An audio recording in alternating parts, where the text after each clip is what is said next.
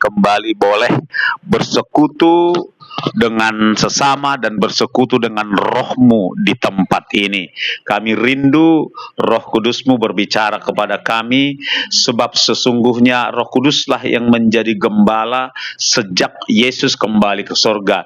Jadi kami mau digembalakan oleh Roh Kudus pada saat ini dan seterusnya sampai tiba waktunya kelak kami terangkat pada saat Maranatha atau pulang ke surga Tuhan. Biarlah Roh Kudus terus yang menggembalakan kami lewat firman-Mu, lewat hadiratnya. Demi nama Yesus Kristus, urapi hamba-Mu, urapi kami semua, dan kami mengalami pembaharuan pada malam hari ini dan seterusnya. Di dalam nama Tuhan Yesus, kita yang siap diperbarui sama-sama kita katakan amin. Baik, izin saya duduk aja, lebih nyaman supaya bisa juga sejajar. Baik, shalom bagi kita semua. Bapak, Ibu, Saudara, malam hari ini kita akan kembali sama-sama merenungkan kembali peran Roh Kudus, ya, peran Roh Kudus di dalam kehidupan kita. Bapa di sorga itu transenden, tak tersentuh, tak terjangkau.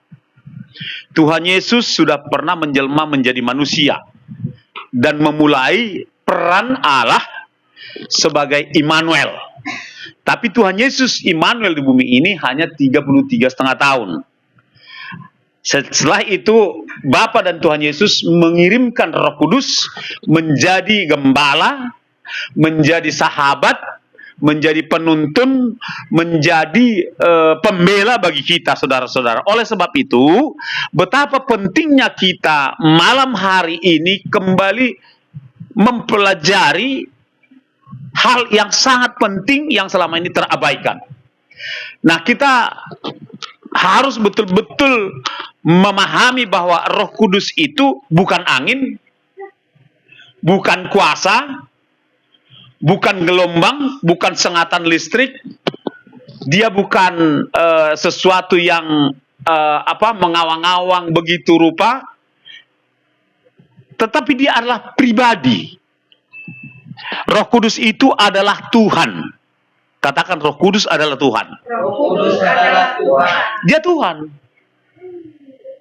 Jadi dia bukan makhluk halus. Dia bukan sekedar sengatan aliran sesuatu dan kita merasa merinding. Enggak. Dia adalah pribadi. Sebagai pribadi, dia adalah juga Tuhan. Sebagai Tuhan, Roh Kuduslah yang menciptakan.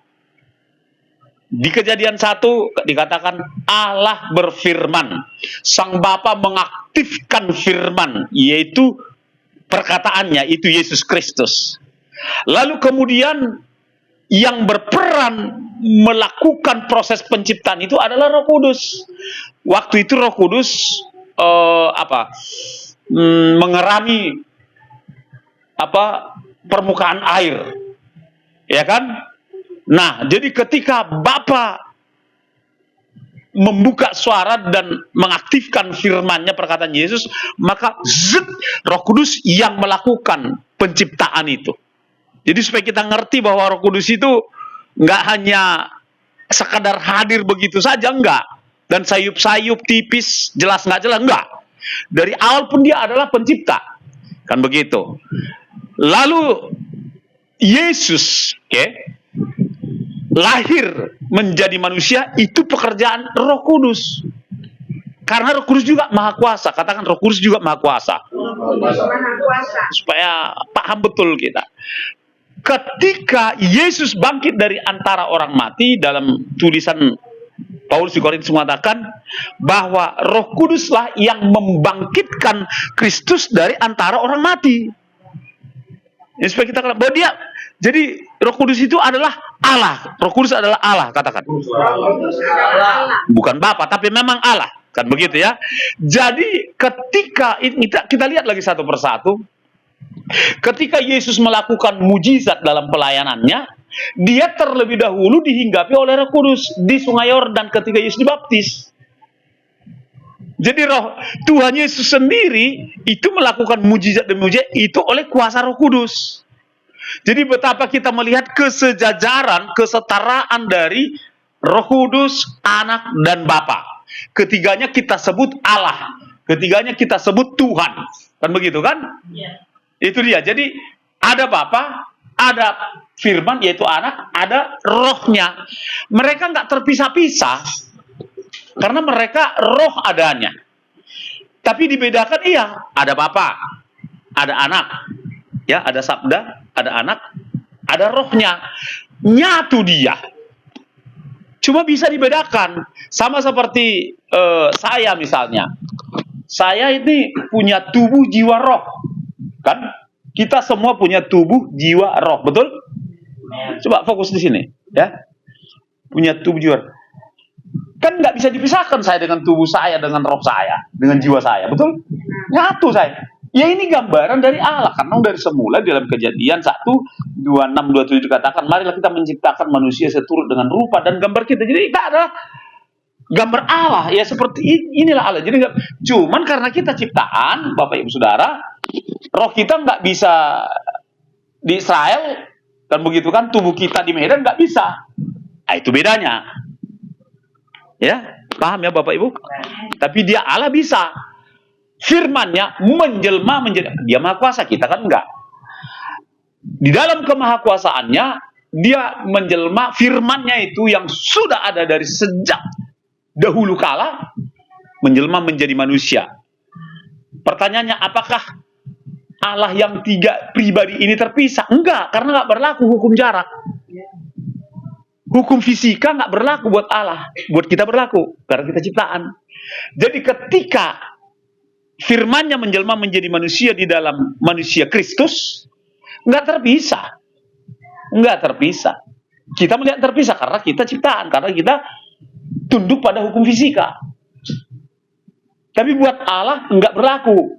Jadi nggak ada jarak dengan Bapa, Putra, Roh Kudus, nggak ada jarak. Sekarang Bapa dan Putra ada di sorga, Roh Kudus ada di dalam diri kita.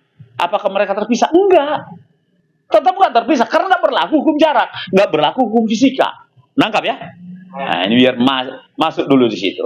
Nah, kita kembali mau mengenali lebih pas Roh Kudus itu, ya.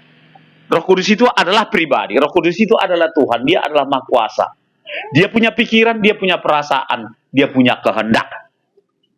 Nah, sekarang ini yang menggembalakan gereja atau umat Tuhan itu ya Roh Kudus.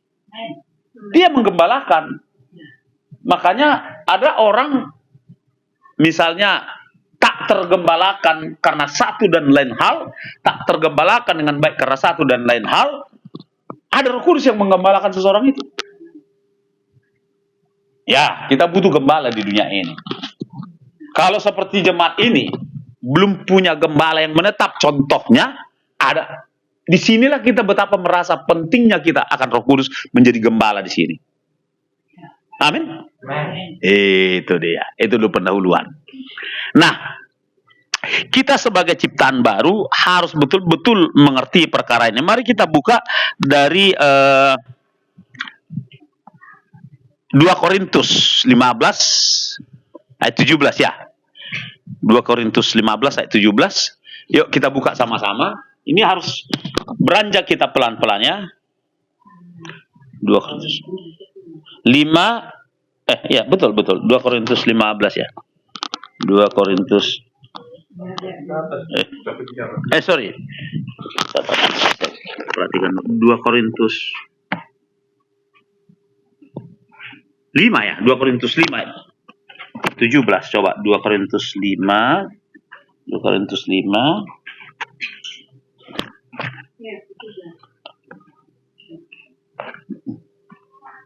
Oh ya, benar. Udah benar itu isinya 2 Korintus 5. Oke, kita sama-sama ya. 2 Korintus 5 ya. Ayat yang ke-17. Aduh, kacamata OP. Oke. 2 Korintus. Ayo, 1 2 3. Jadi siapa yang ada di dalam Kristus, Ia adalah ciptaan baru. Yang lama sudah berlalu, sesungguhnya yang baru sudah datang. Amin. Oke. Kan gini Bapak Ibu, gini. Ini kan sudah menjadi ayat hafalan bagi kita kebanyakan, kan begitu ya. Udah hafal kita itu. Tapi maksud dan tujuan yang sebenarnya ayat ini belum utuh. Ya, belum utuh kita pahami dan belum utuh kita hidupi. Ini berkaitan dengan pengenalan kita akan pribadi Tuhan, pengenalan kita akan pribadi Roh Kudus. Nah, itu dia. Jadi, barang siapa yang ada di dalam Kristus, ia adalah ciptaan baru. Masalahnya, Bapak Ibu Saudara, kalau mau jujur, banyak di antara orang Kristen sudah dalam Kristus, tapi manusia barunya kan belum nampak gitu ya. Nampak tapi mungkin samar, ya kan? Belum betul-betul nampak jelas sebagai ciptaan baru, sebagai manusia baru. Nah, inilah yang mau kita bereskan malam hari ini. Iya, malam hari ini kita bereskan, nggak usah tunggu besok, ya kan? Besok ada lagi yang kita mau bereskan. Malam ini kita buat ini beres. Amin. Ciptaan baru. Nah, terkait dengan ciptaan baru berarti yang lama berlalu. Kan begitu kan? Salah satu yang lama itu adalah kurang jelasnya, kurang presisi kita mengenal Roh Kudus. Kan begitu kan? Itu salah satu. Hal lain banyak. Kan begitu, kedagingan lah, apalah, segala macam. Tapi salah satu yang sebagai ciptaan baru, tetapi masih dengan pola pemahaman yang lama terhadap Roh Kudus, ini yang perlu kita bereskan. Tadi kita di awal, di pendahuluan sudah kita bereskan bahwa Roh Kudus adalah Tuhan, Roh Kudus adalah pribadi, Roh Kudus adalah Maha Kuasa, Roh Kudus itu setara dengan Bapa dan Anak. Kan begitu kan? Nah, itu udah kita bereskan dulu. Mana tahu selama ini kita berpikir Roh Kudus itu hanya sekedar angin, Roh Kudus itu hanya sekedar pesuruh kita, karena Tuhan Yesus bilang penolong.